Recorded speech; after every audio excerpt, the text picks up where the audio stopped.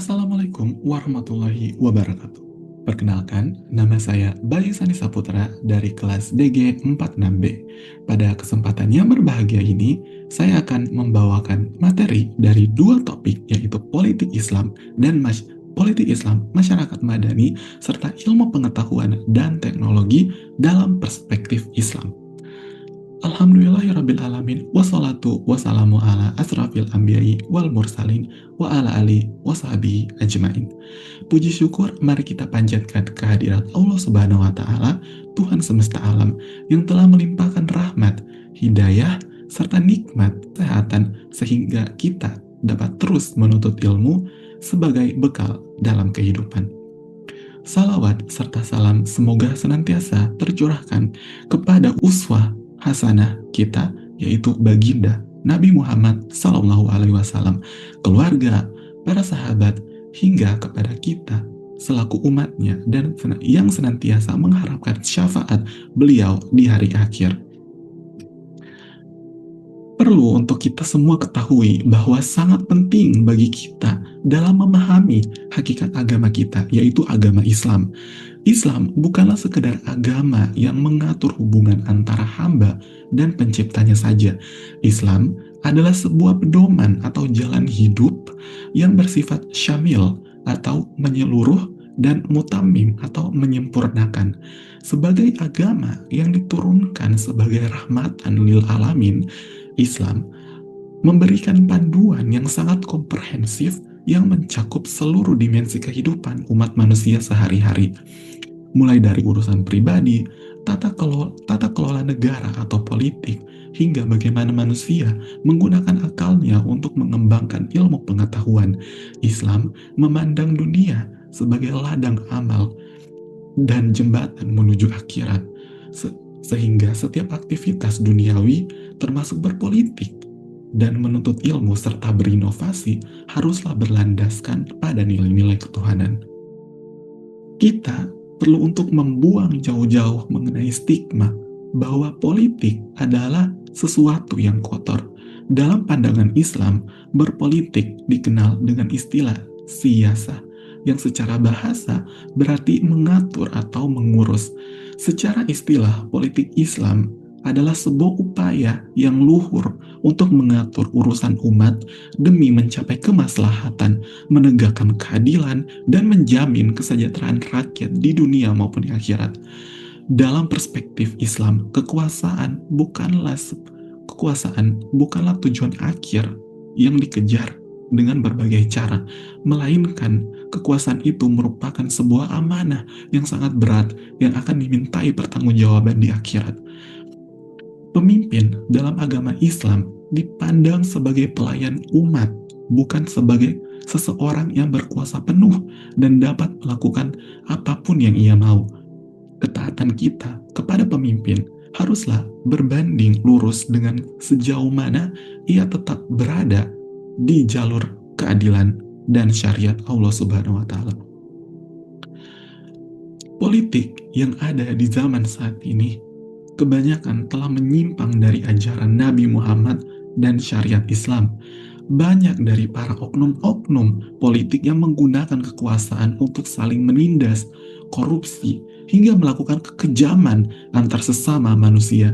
Mereka seringkali melupakan bahwa kekuasaan yang diberikan Tuhan kepada mereka tidak memikirkan bahwa tindakan yang mereka lakukan akan dimintai pertanggungjawaban di akhirat kelak.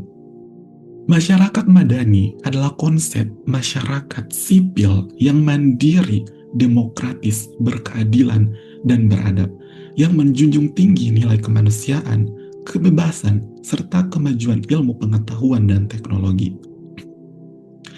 Masyarakat madani merupakan tujuan yang sesuai dengan ketentuan ajaran agama Islam yang mencapai kebahagiaan dunia dan akhirat. Teman-teman yang senantiasa dirahmati oleh Allah Subhanahu wa taala, Nabi Muhammad SAW telah mencontohkan serta mengajarkan kita bagaimana mewujudkan masyarakat yang madani, yaitu pada Piagam Madinah yang beliau susun. Piagam tersebut merupakan konstitusi tertulis pertama di dunia yang mengakui pluralitas atau keberagaman suku dan agama, serta menjamin hak-hak asasi setiap orang atau warga negara. Dalam masyarakat yang madani, partisipasi aktif warga negara sangatlah dihargai walaupun itu hanyalah partisipasi kecil.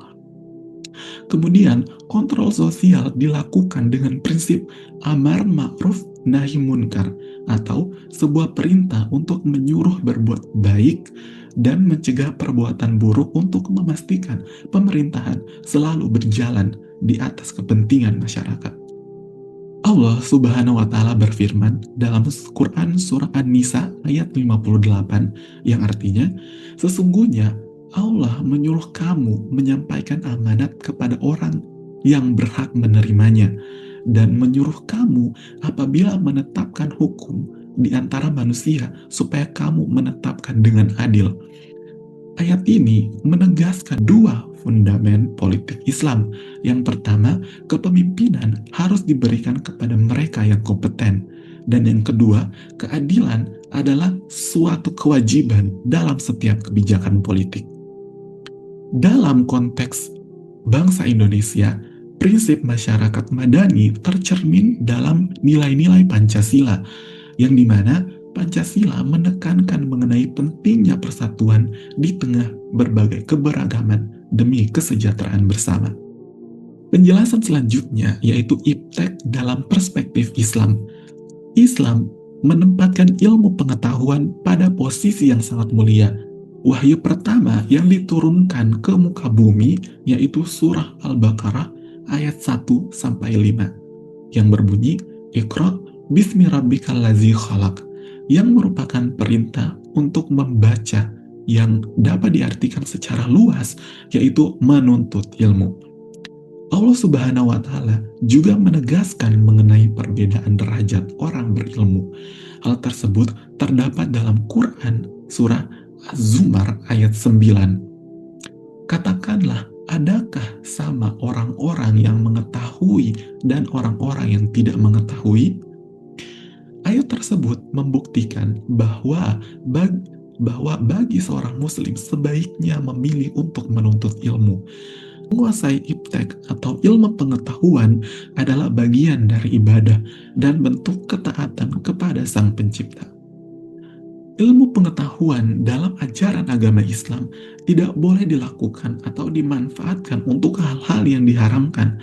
Kemajuan teknologi harus dibarengi dengan etika serta akhlak agar tidak merusak atau menghancurkan alam dan manusia, yang dimana ketika hal-hal negatif tersebut dilakukan, maka kerugian akan kembali ke manusia itu sendiri dan mendapatkan teguran dari Allah Subhanahu wa Ta'ala.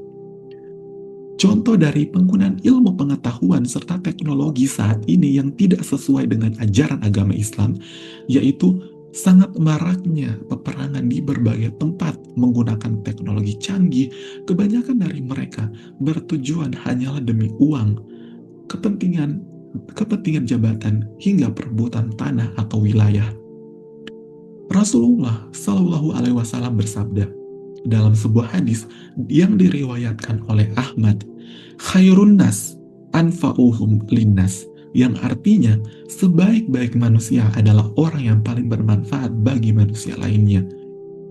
Hal tersebut menunjukkan bahwa kemajuan teknologi digital, kecerdasan buatan maupun inovasi-inovasi lainnya harus diarahkan untuk kemaslahatan umat.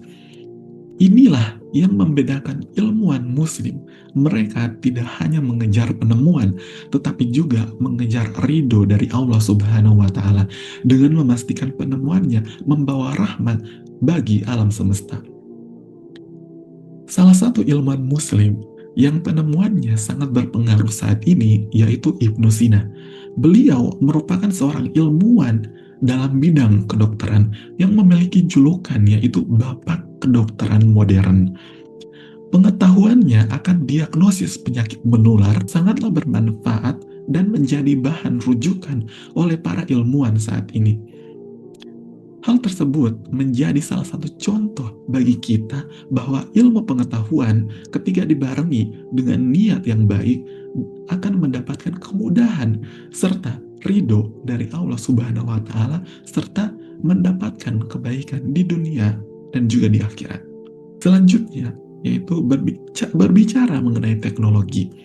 Di zaman sekarang, penggunaan teknologi seperti media sosial terkadang menjadi suatu hal yang negatif. Banyak dari orang-orang menggunakan media sosial untuk saling membuli serta menyebarkan ujaran kebencian.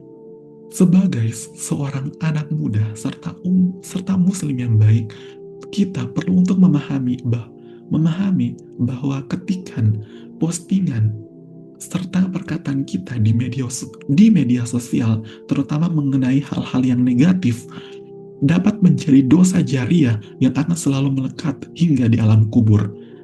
Banyak dari orang-orang ketika membenci seseorang namun tidak dapat meluapkan amarahnya di depan orang tersebut, hal yang kemudian mereka lakukan yaitu menyebarkan hoax serta melontarkan kata-kata yang tidak pantas di media sosial mereka.